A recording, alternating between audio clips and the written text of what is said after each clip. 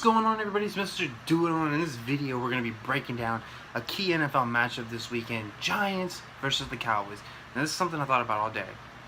Do I want to break down key matchups throughout the week? I think I do. I think it's something that I'm really going to enjoy. You guys are going to enjoy. For casual football fans, you guys can enjoy. Die-hard football fans, you can enjoy. This is just something that I feel like is going to be interesting. It's going to bring a new, fresh perspective to what I see. Now, let's go ahead and take a look at Giants offense versus Cowboys defense. And let's start in the defensive line here versus the offensive line. Now, the Cowboys defensive line, I'm sorry about that. The Cowboys defensive line is not great. It's not good. It's very average. I think they're called Rod Marinelli's orphans. So there you go. That just goes to show you how great they are. Now, I'm not calling the Giants offensive line great either, but both of these units are both some of the worst at their units in the league in my eyes, personally. I think the one strength that the Giants have on the offensive line is Justin Pugh at left guard here. Eric Flowers is probably the worst left tackle in the NFL right now. And it's going to be interesting to see this matchup because the Cowboys don't really get pressure, and the Giants can give up pressure. Something's got to give here. I'm going to give this a stalemate because I think that there are pieces on the Cowboys defensive line, most notably DeMarcus Lawrence and Malik Collins, who can give them a slight advantage at a couple of spots here. Most notably Eric Flowers and John Jerry, two guys who have struggled a bit in pass protection. Now that's a little bit of a problem for somebody like Eli Manning, who does tend to turn the ball over a little bit, but he does come up huge in big situations. He does get a little rattled, though, when there's pressure around him. I have seen that in the past with him. But this is a stalemate to me. Both of these units are not great. They're not good. They're about average to below average here. Now jumping from wide receivers to tight ends here. Wide receiver, tight end versus Dallas's defensive backfield. Now, I'm going to give this advantage to the Giants. Having Odell Beckham Jr., one of the top premier talents in the league. He's not going to be 100% with his ankle, and I know he's questionable, but I expect him to play because this is a huge matchup to start the season off against the Cowboys, the team who won the division last year. There's a lot of hate between these two teams. At the other receiver, they have Brandon Marshall, and Brandon Marshall's a big, strong target. He can go up there and get him. You just got to throw it up where only he can get it. He's like 6'3", 6'4", somewhere around there. You can throw it up to that guy, and he's got an advantage over most corners in the league. And in the slot, they have Sterling Shepard, who I think is underrated as a slot guy. He can get open. I just think he's a great slot receiver in my eyes. This in the slot, though, I think that's a stalemate for both of these teams because they have Orlando Scandrick and Chidobe Awuzie, two guys who I think that can not lock him up, but at least cover him for most of the game. These two guys are both great at blitzing in the slot as well, so we'll probably see a couple of slot blitzes from the Cowboys as well to create pressure as well. In terms of offensive quarterback versus the defensive quarterback, I'm going to give that advantage to the Cowboys here because Sean Lee is probably one of the smartest linebackers in the league here. If we all go back to that second game against the Giants last year where he had 20 tackles, he was all over the field. Yeah, the Cowboys lost that game 7-10, but he played great. He probably had the best performance of any linebacker last season. Now, an interesting matchup to watch is going to be the Cowboys safety Byron Jones versus Evan Ingram. Maybe even Jalen Smith, who is starting this weekend, versus Evan Ingram, the tight end that they drafted. This is going to be interesting because Evan Ingram in the seams is dangerous. I think with Eli being able to hit him, it's going to be interesting. Byron Jones is known to be a tight end stopper, though. So, like I said, this is an interesting matchup. In terms of the Giants running back as well, Paul Perkins here. This offensive line is not great at run blocking either. So, he's going to have it's about sticking to the run game here and not letting the Dallas Cowboys offense get on the field to run clock and run the ball like they want to.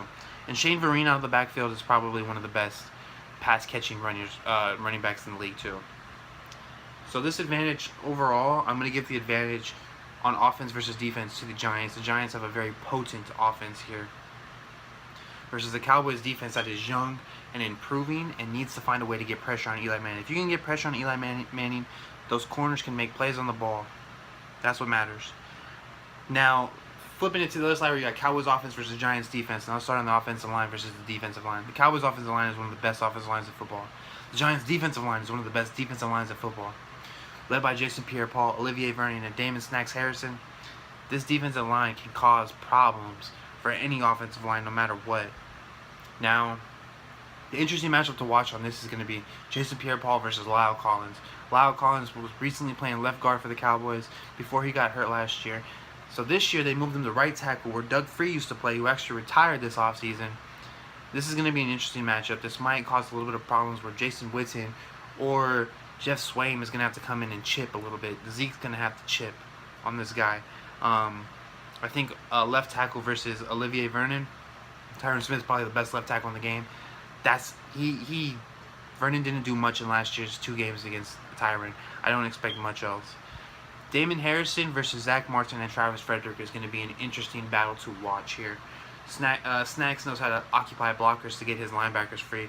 His linebackers in this situation is going to be B.J. Goodson, Jonathan Casillas, and Devon Kennard. These 3 guys, if Snacks can take up 2 blocks, it allows one of these guys to roam free and find the ball carrier. Now, going from the Cowboys receivers to the Giants secondary here, we have Des Bryant versus Janoris Jenkins, Terrence Williams versus Eli Apple, Cole Beasley versus DRC, Landon Collins versus Jason Witten, and Darian Thompson versus Jason Witten as well, or Ezekiel Elliott, depending on how the Cowboys want to line up.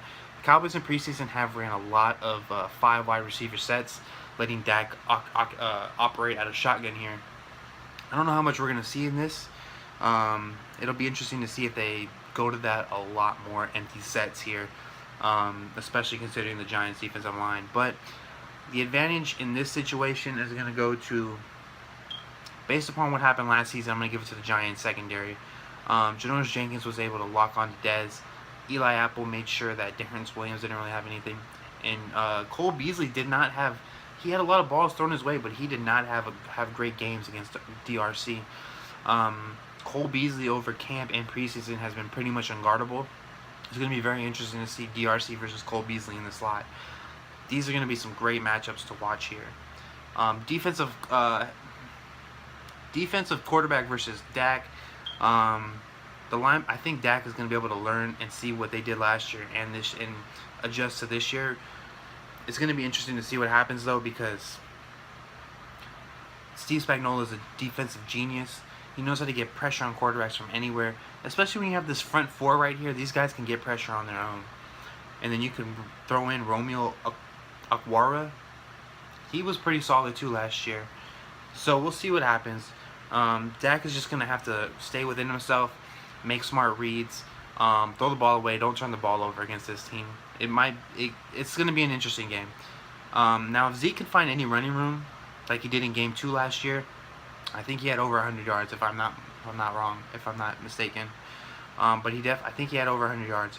If he can run like that, and this offensive line is able to, they can contain Snacks Harrison, who's great against the run, then they should be able to win this game. That's where the battle's going to be run for both of these teams. Is going to be in the trenches.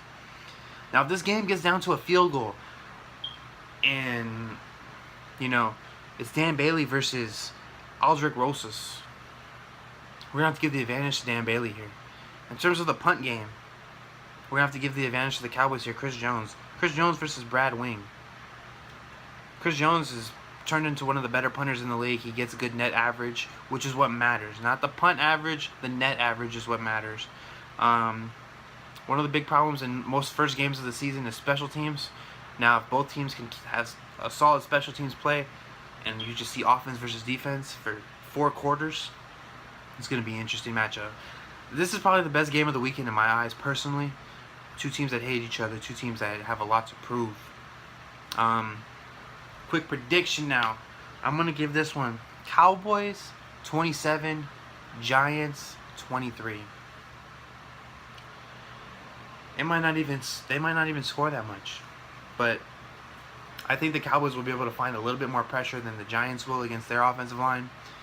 I think Dez will be able to have a better game than he had in the last 2 games versus Janoris Jenkins. And I think Zeke will be able to run against this team. When the Cowboys are normally ahead, they know they keep running the ball, and they contain at least 32 minutes of possession in a game. If they have those type of things, they will win this game.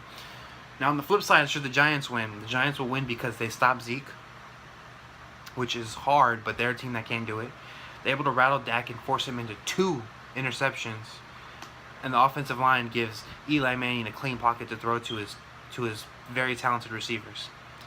Those are the things to look forward to. I appreciate y'all watching. I'm out. Peace.